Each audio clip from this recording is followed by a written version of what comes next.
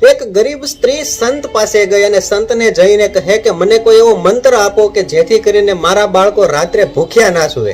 એટલે તે સંતે થોડી વાર આકાશ તરફ જોયું અને પછી એક કાપડનો ટુકડો લઈને તેની ઉપર કંઈક લખ્યું અને તેનું લોકેટ જેવું બનાવીને તે સ્ત્રીને આપ્યું અને સ્ત્રીને કહ્યું કે આ તારા ઘરની તિજોરીમાં મૂકી દેજે.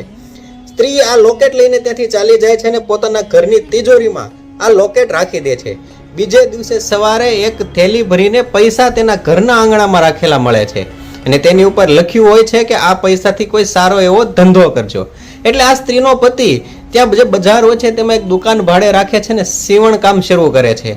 ધીમે ધીમે તેનું આ સીવણ કામ ચાલવા લાગે છે અને તેમાંથી એકમાંથી 2 દુકાન ને 2 માંથી 6-7 દુકાન કરી નાખે છે. ઘરમાં સારી એવી પૈસાની આવક થવા લાગે છે, પૈસાનો વરસાદ થવા લાગે છે. એક વખત જ્યારે આ સ્ત્રી પોતાના પતિની કમાણી તિજોરીમાં રાખતી હોય છે ત્યારે તેને એમ થાય છે કે તે સંતે એવો તો શું મંત્ર આપ્યો હશે કે મારા ઘરમાં આજે મારી બધી આર્થિક તંગી દૂર થઈ.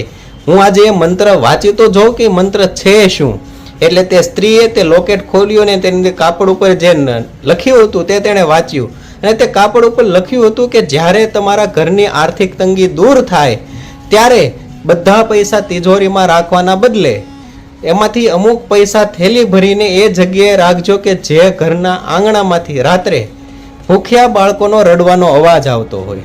તો દોસ્તો, તમારું આ વિડીયો વિશે શું કહેવું છે કમેન્ટમાં જણાવજો અને વિડીયો ગમ્યો હોય તો લાઈક કરજો, શેર કરજો.